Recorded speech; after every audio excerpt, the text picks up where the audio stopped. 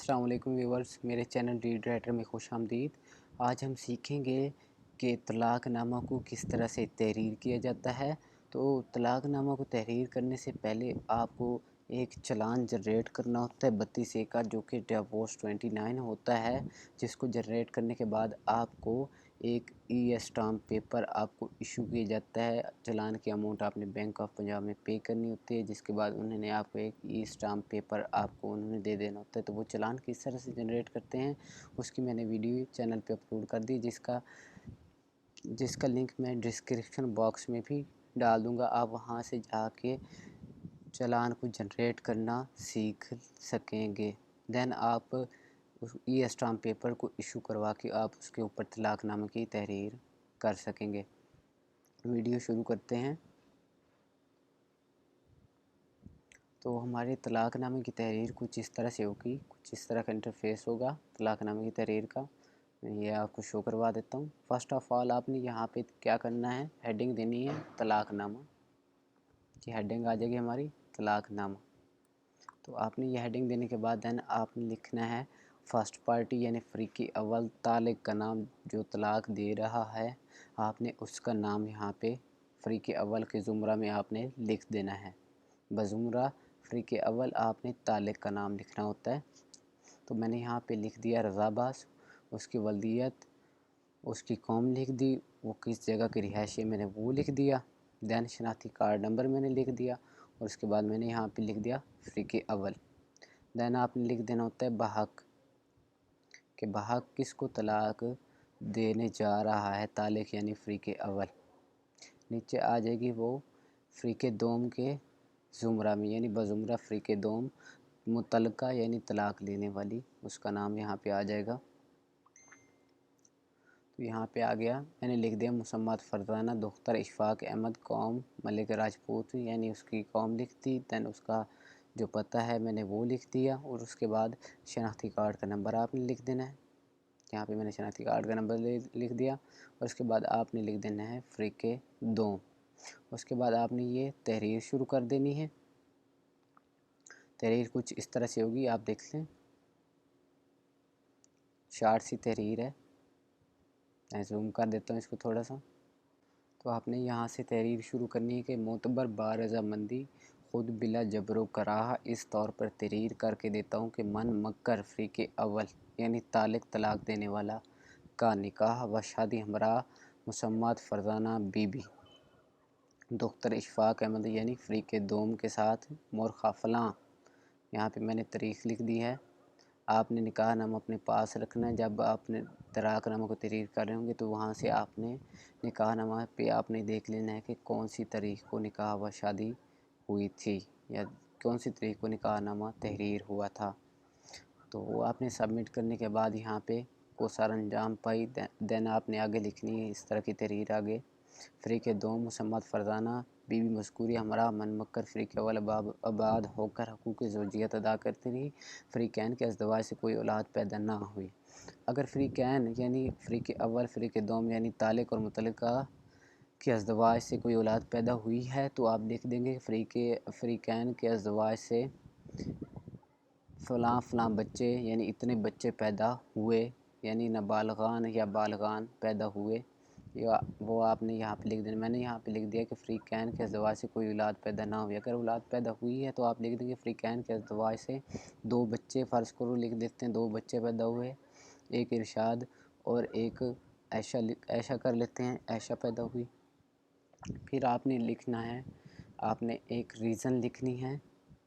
Mostly यही reason इस्तेमाल की जाती है, मोस्टली यही रीज़न लिखी जाती है कि घरेलू नजाकी की वजह से अरसा तकरीबन 1 साल से फ़रीक़े दोम गैर आबाद होकर, यानी फ़रीक़े दोम मतलब कि मुतल्लक़ा जिसको तलाक़ दी जा रही मुसम्मत फ़रज़ाना बीबी गैर आबाद होकर अपने वालिदैन के घर रह रही है। मन मक्कर फ़रीक़े अव्वल ने खुद व बज़रिया मुअज़्ज़िज़ीन इलाका फ़रीक़े दोम को यानी फ़रज़ाना बीबी को आबाद करने की हर मुमकिन कोशिश की, लेकिन बेसूद साबित हुई। ये हमने एक एक्सक्यूज़ देना होता है तलाक़नामा तहरीर करने के लिए। तो ये हमारा एक्सक्यूज़ बन जाएगा, क्या बन जाएगा, एक एक्सक्यूज़ बन जाएगा यहाँ से लेके यहाँ तक, घरेलू नजाकी से लेके बेसूद साबित हुई तक। तो हमने ये एक्सक्यूज़ लिख देना है कि किस हम एक्सक्यूज़ की बिहाफ़ पे, किस वजह की बिहाफ़ पे हम ये जो है तलाक़नामा तहरीर कर रहे हैं या हम तलाक़ दे रहे हैं। इस तरह अब माबैन फ़रीक़ैन अंदर हदूदुल्लाह नबाह नामुमकिन हो चुका है। इस तरह अब इलाका मुअज़्ज़िज़ीन ने मन मक्कर फ़रीक़े अव्वल और फ़रीक़े दोम मुसम्मत फ़रज़ाना बीबी मज़कूरिया के दरमियान मामलात इस तरह से तय करवाए हैं कि मन मक्कर फ़रीक़े अव्वल अपनी ज़ौजा मुसम्मत फ़रज़ाना बीबी को तलाक़ देगा और फ़रीक़े दोम का जो सामान जहेज़ वग़ैरह मन मक्कर फ़रीक़े अव्वल के पास मौजूद है वो भी फ़रीक़े अव्वल मुसम्मत फ़रज़ाना बीबी को वापस करेगा और फ़रीक़े दोम मुसम्मत फ़रज़ाना बीबी तमाम शराइत निकाहनामा कॉल नंबर 13 ता 20 माबैन फ़रीक़ैन से दस्तबरदार होगी। ये आपने लाइन उस सूरत में लिखनी है कि अगर तलाक़ बवक़्त तलाक़नामा अगर कुछ शराइत रखी गई हों फ़रीक़ैन के दरमियान, यानी फ़रीक़े अव्वल तालिक और मुतल्लक़ा यानी तलाक़ लेने वाली के दरमियान अगर कोई शराइत तय पाई हैं तो यहाँ पे आपने ये लाइनें उस सूरत में तहरीर करनी होती हैं। तो उसके बाद आपने लिखना है इस तरह इमरोज़ फ़रीक़े दोम मुसम्मत फ़रज़ाना बीबी ने जुमला सामान जहेज़ वग़ैरह रूबरू गवाहान वसूल कर लिया और तमाम तर शराइत निकाहनामा से दस्तबरदार हो चुकी है। इस तरह मन मक्कर फ़रीक़े अव्वल फ़रीक़े दोम फ़रज़ाना बीबी को क़ब्ल अज़ीम वक़फ़ा से माह बा माह 2 बार तलाक़ दे चुका है और अब तीसरी और कतई तलाक़ फ़रीक़े दोम मुसम्मत फ़रज़ाना बीबी को दे कर तलाक़नामा तहरीर कर दिया है। यहाँ पे एक लफ्ज़ आया है माह बा माह, तो ये एक जो लॉ है वो पास हुआ था कि एक शख्स अपनी बीवी को एक ही टाइम में यानी सेम टाइम में 3 बार तलाक़ दे देता है तो वो कानूनी तौर पे एक्सेप्टेड नहीं होगा, यानी वो तलाक़ कानूनी तौर पर काबिल कबूल नहीं होगी। जिसके बाद अब तलाक़ आपको किस तलाक़नामा इस तरह से तहरीर करना होता है कि वक़फ़ा से माह बा माह यानी 1 माह का कम से कम इंटरवाल होता है। अगर यानी आपने जनवरी में तलाक़ दी, दैन आपने फरवरी में दी, दैन आपने मार्च में दी, यानी 1-1 माह के वक़्फ़े के साथ अगर आपने तलाक़ दी है तो वो एक्सेप्टेड है। अगर आपने सेम टाइम में दे दी है या 1 महीने के अंदर अंदर आपने 3 बार तलाक़ दे दी है तो वो एक्सेप्टेड नहीं होगी। तो आपने यहाँ पे इसलिए यहाँ पे माह ब माह आपने 2 बार तलाक़ का ज़िक्र करना है और आखिर में लिखना ये है कि और अब तीसरी और कतई तलाक़ फ़रीक़े दोम मुसम्मत फ़रज़ाना बीबी को देकर तलाक़नामा तहरीर कर दिया है और इमरोज़ से मन मक्कर फ़रीक़े अव्वल ने फ़रीक़े दोम फ़रज़ाना बीबी को अपने निकाह अक़द से आज़ाद कर दिया। आज के बाद फ़रीक़े दोम मुसम्मत फ़रज़ाना बीबी मन मक्कर फ़रीक़े अव्वल के नफ्स पर हराम हो चुकी है। ये कानूनी लाइनें होती हैं जो कि तहरीर करना ज़रूरी होती हैं। तो इसके बाद आपने लिखना है फ़रीक़े दोम मुसम्मत फ़रज़ाना बीबी मज़कूरिया इद्दत पूरी करने के बाद जहाँ चाहे निकाह व शादी कर सकती है। बस इकरार नमाज़ा रूबरू गवाहान तहरीर कर दी है ताकि सनद रहे और बवक़्ते ज़रूरत काम आवे। तो मैंने पहले भी ज़िक्र किया कि अगर कोई बवक़्ते तहरीर तलाक़नामा कुछ शराइत माबैन फ़रीक़ैन हैं तो आपने यहाँ से लिखना है इस तरह, जो शराइत तय पई हैं आपने वो शराइत सिर्फ़ यहाँ तक आपने लिखनी हैं। कहाँ तक? यहाँ तक। जो शराइत होंगी वो आपने यहाँ पे एडजस्ट करनी है। अब मैंने यहाँ पे कुछ शराइत का ज़िक्र कर दिया जिस तरह सामान जहेज़ वग़ैरह या निकाहनामा के कॉलम में जो शराइत हैं। तो अगर ये चीज़ें अगर शराइत वग़ैरह नहीं हैं, सिंपल तलाक़ दी जा रही है तो आपने यहाँ तक करना है, नामुमकिन हो चुका है, दैन आपने यहाँ पे लिखना है इस तरह मन मक्कर फ़रीक़े अव्वल फ़रीक़े दोम।